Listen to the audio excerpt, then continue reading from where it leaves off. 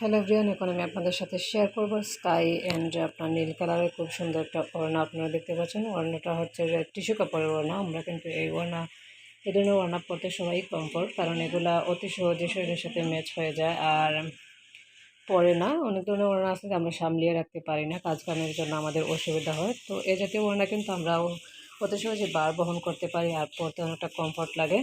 এটা হচ্ছে একটা আনরেডির সাথে। ওড়নাটা কিন্তু বিশাল বড়। আর এটা দেখতে পাচ্ছেন নিচের দিকে আপনার যে স্কাই কালার আর সাথে হচ্ছে নীল কালারের কম্বিনেশন, নিচে আপনার বর্ডার দেওয়া আছে সুতির কাপড় দিয়ে।